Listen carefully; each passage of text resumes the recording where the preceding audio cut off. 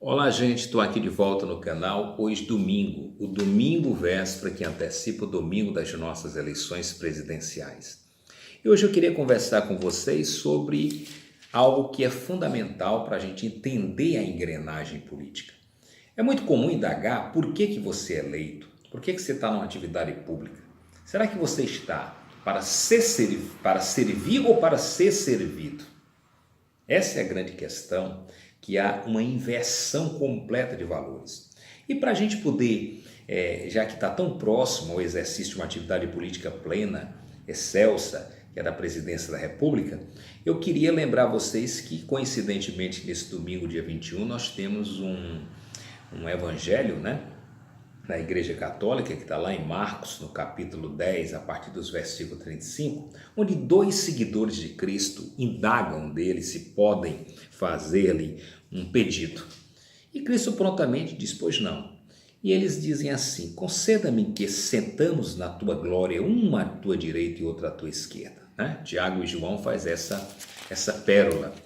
E Cristo tenta pedagogicamente mostrá-los que o papel dos líderes, aqueles que ele escolheu, não é de ser servido, é de servir as pessoas. E aí ao final ele nos traz belíssimamente, lá mais ou menos no partir dos versículos 45, ele diz, porque o Filho do Homem não veio para ser servido, mas para servir e dar a sua vida em redenção de muitos. Esta mensagem nos faz indagar se os nossos políticos têm consciência do seu papel. O que leva um político a ser eleito? A vontade, a expressão popular. No Estado democrático de direito, é a vontade, a expressão popular que conduz o político a um cargo, né, a um cargo eletivo. Mas a grande verdade é que no Brasil, esse cargo eletivo está muito mais para servir o político do que o político servir aqueles que lhe outorgaram e lhe confiaram uma delegação. Porque, de fato, nesta democracia representativa, o povo vota e o político exerce aquela atividade política em nome do povo. A realidade do Congresso Nacional, das nossas câmaras federais, Senado, câmaras legislativas, assembleias como um todo, isso se falando também nos poderes executivos, percebe-se de uma forma clara, de uma forma muito transparente, que a grande maioria dos políticos tem a errônea percepção de que estão lá para ser homenageado, que estão lá para ser servido, que estão lá para ser glamourizado. E a atividade política deve ser um serviço constante em prol do povo, um serviço que deve ser exercido com probidade, com seriedade, com responsabilidade, com comprometimento. Quem quer ir para uma atividade política não pode ir pensando absolutamente em enriquecer, porque senão é um corrupto, é um ladrão, como muitos e muitos que estão espalhados pelo Brasil e fizeram com que a classe política chegasse a um ponto tão baixo, tão extremamente baixo, que efetivamente isso causou uma descrença profunda na população brasileira, o que hoje nós assistimos dentro desse processo eleitoral. Então, a ideia do servir não é uma concepção apenas retórica, filosófica, aristotélica, kantiniana, hegeliana, marxista. O servir é a base da construção de qualquer sociedade. O político está ali para servir, ele é um servidor público. Ele deve ser tratado desta forma. É um servidor público a serviço do povo. Mas o que é que se vê a grande realidade? É os políticos sempre dotados dos seus privilégios, dos seus fóruns privilegiados, e naturalmente isso causa um espanto, isso causa uma resignação na população.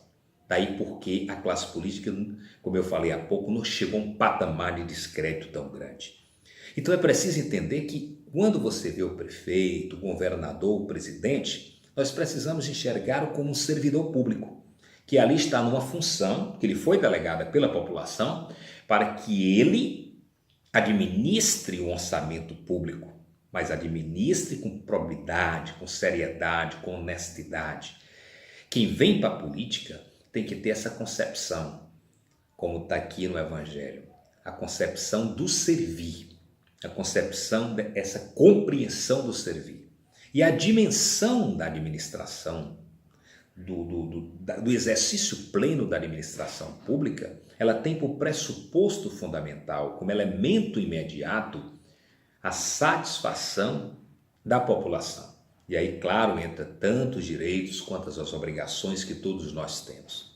É preciso superar no Brasil essa concepção tão colonialista, tão plutocrata, tão absolutamente antidemocrática, de que o político veio para ser servido e não para servir. E que cada um dos políticos, ou aqueles que pretensamente tenham uma vontade, um ideal de disputar um cargo eletivo, compreendam a dimensão e a importância dessa tarefa.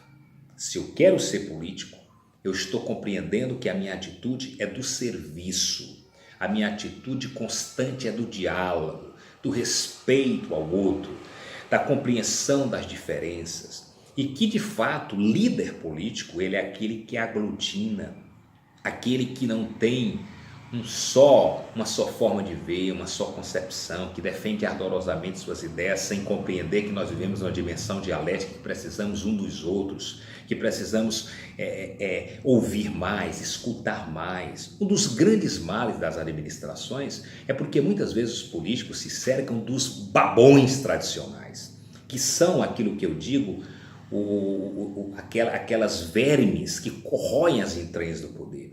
Eles estão sempre perto lá dos políticos elogiando, olha, você é um estadista, você está fazendo tudo correto, não ligue para quem estão dizendo a oposição, não ligue para quem estão dizendo, porque eles estão revoltados, eles estão recalcados.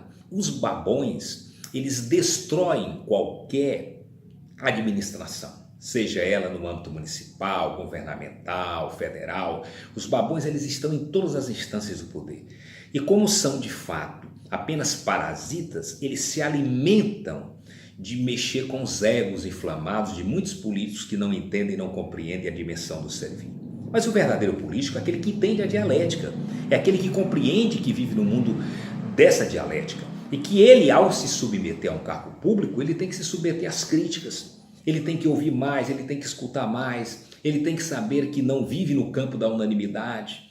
E isso é um ponto fundamental, para a partir daí ele compreender a dimensão das contrariedades, né? Então é importante que afaste as pessoas que não contribuem para o debate, mas aqueles que se fecham, aqueles que criam em torno de si uma ilha, e essa ilha imagina que o poder é eterno. Tem muitos políticos que são eleitos achando que não vão mais sair do poder, que o poder é eterno, só existe um poder eterno, é o de Deus. A política é passageira, a vida é uma roda gigante. Quando nós estamos no cargo público, ou como prefeito, vereador, secretário, diretor, seja ele em qualquer instância da administração pública, direta ou indireta, nós estamos no exercício pleno do servir. Aquilo passa, como o tempo passa. Então, se você está ali, tenha a oportunidade de servir, tenha a oportunidade de respeitar o outro, de tratá-lo na impessoalidade, na isonomia e no compromisso. Se nós compreendermos essa dimensão evangélica, nós teremos uma administração pública, um exercício efetivo da atividade política muito mais verdadeira, muito mais sobranceira, e não teríamos esse estardalhaço terrível que hoje vive o Brasil, de uma administração pública ineficiente, onde muitos servidores públicos não estão exercitando como devem as suas atividades, com correção, com probidade, com compromisso, né? Portanto, senhores e senhores, como nós estamos na iminência de um processo político, que cada um de nós, como cidadão, que cada um de nós, como exercente da atividade pública, façamos uma reflexão.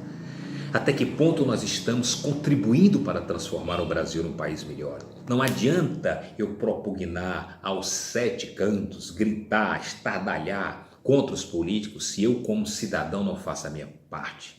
Se eu não voto com seriedade, com dignidade, se eu aceito o meu voto ser comprado por interesses outros, se eu pratico as mesmas corrupções que eu tanto detesto em voz alta. Isso é incoerência. Se nós queremos transformar esse país, precisamos começar a transformar por nós, cada um de nós. Que a atitude séria, proba, honesta, comprometida de cada um contamina no sentido positivo para que as coisas sejam melhor. Que a gente tenha menos políticos que queiram se servir e tenhamos muito mais políticos e cidadãos que queiram servir a sua missão. Obrigado a todos e até o próximo vídeo.